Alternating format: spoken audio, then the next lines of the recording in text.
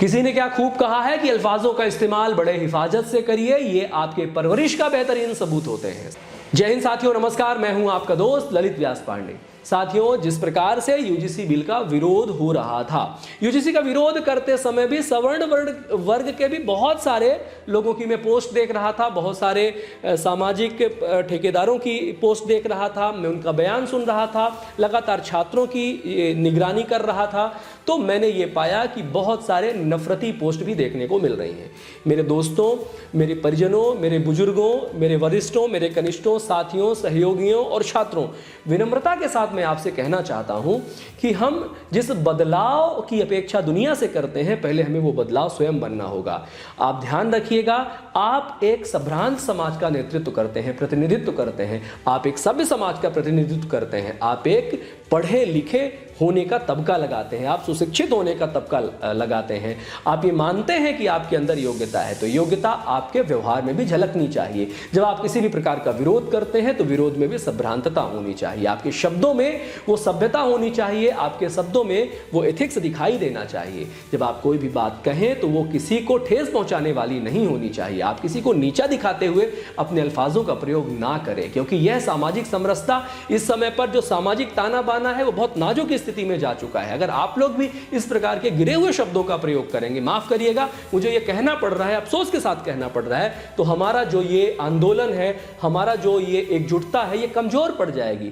मेरे प्यारे साथियों, मेरे प्यारे भाइयों, हम जिन भी शब्दों का प्रयोग करें वो हमारे शब्द पूरी तरह से मर्यादा में होने चाहिए, सभ्यता पूर्वक होने चाहिए, संस्कारित होने चाहिए। हमारे माता पिता ने ऐसे संस्कार तो हमें नहीं दिए हैं ना, इस वजह से हम कभी भी जो भी वर्ग के खिलाफ हम बात नहीं कर रहे। हमारा संघर्ष किसी वर्ग विशेष के खिलाफ नहीं है, हमारा संघर्ष नियम कानून के खिलाफ है, वो नियम कानून जो एक वर्ग विशेष को उपेक्षित करके चल रहा है। इसलिए हमें टारगेट में कभी भी किसी वर्ग विशेष को नहीं रखना चाहिए। देखिए, जो छिटपुट घटनाएं होती हैं, जो खतरनाक और बैर द्वेष वाले लोग होते हैं, वो हर समाज में होते हैं मेरे भाइयों। उधर भी मुट्ठी भर लोग ही हैं, इधर भी मुट्ठी भर लोग ही हैं। हमें सबको समझाना है, क्योंकि हम एक देश में रहते हैं, हम भारत देश में रहते हैं, महान सभ्यता वाले देश में रहते हैं, तो यहाँ पर हमारे अल्फाजों को भी बहुत संयमित तरीके से हमें इस्तेमाल करना चाहिए। ध्यान रखिएगा, नहीं तो जो ये समानता का जो हमारी आवाजें हैं वो पूरी तरह से धुंधली हो जाएंगी, पूरी तरह से दब जाएंगी। फिर ये जो संघर्ष है ये अनंत काल तक चला जाएगा। यही तो विदेशी ताकतें चाहती हैं, यही तो देश के अंदर रह रही बहुत सारी ताकतें चाहती हैं कि हमारा आपस में ऐसा संघर्ष हो जिसका कोई तोड़ ना हो, और हम आपस में संघर्ष करते हुए, क्योंकि कोई भी बाहरी ताकत, बाहरी तत्व, कोई धमकी, कोई टैरिफ वॉर, कोई हमारे ऊपर प्रभावी हो ही नहीं पा रहा था।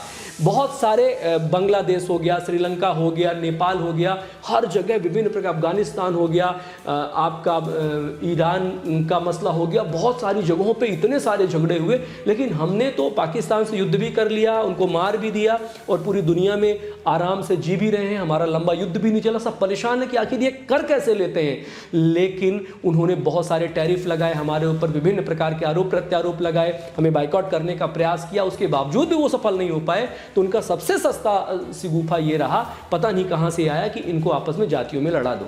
जातियों में लड़ेंगे हम, घर में आपस में लड़ेंगे, कटेंगे बटेंगे, ये सारी स्टोरी हमारे घर के भीतर ही होगी, तो विदेशी ताकतें सफल हो जाएंगी। और ये जो छुटभइये नेता हैं, प्लीज आप अपने छोटे मोटे स्वार्थ के लिए कम से कम जातिगत संघर्ष तो ना ही कराएं।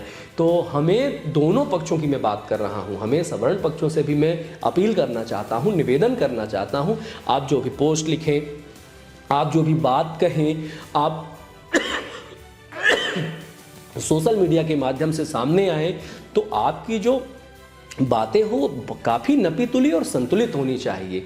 आपको उकसाया जाएगा, आपको उनके बहकावे में नहीं आना है। आपको बहुत सारे तत्व ऐसे मिलेंगे, बहुत सारे वीडियो ऐसे मिलेंगे, बहुत सारी पोस्टें ऐसी मिलेंगी कि आपको तुरंत आपके भीतर आग भड़क उठेगी, लेकिन आपको अपना धैर्य दिखाना है। सदियों से, युगों युगों से आपका जो सबसे मूल ताकत था वो धैर्य ही तो था ना, आपका साहस ही तो मूल ताकत था ना। ये धैर्य और साहस जिसने आपके अस्तित्व को बचा करके रखा है, मुट्ठी भर लोग होने के बावजूद भी आपकी दुनिया में प्रासंगिकता है, दुनिया में, दुनिया के कायदे कानूनों में आपकी गिनती होती है। तो ध्यान रखिए कि आपकी छोटी सी चूक हमारी बहुत बड़ी जो लड़ाई है उसको कमज़ोर कर सकती है। तो सभी लोग साथ में रहें, साथ मिलकर काम करें, सभी भाइयों को गले से मिलाइए और सबको बहकाने से रोकिए। उनको उचित तथ्यों को, उचित प्रमाणों को उनके सामने रखिए और उनसे कहिए हम 21वीं सदी में हैं, हम साथ मिल करके चलेंगे, कंधे से कंधे मिलाकर चलेंगे, हम सब भाई भाई हैं। इसलिए ये जो एकता की महत्ता है, इसको ना त्यागें, ना छोड़ें। ये आपका गहना है, संस्कार आपका गहना है। बहुत बहुत धन्यवाद करते हैं आपको। जय हिंद, जय भारत, वंदे मातरम। ख्याल रखिए अपना।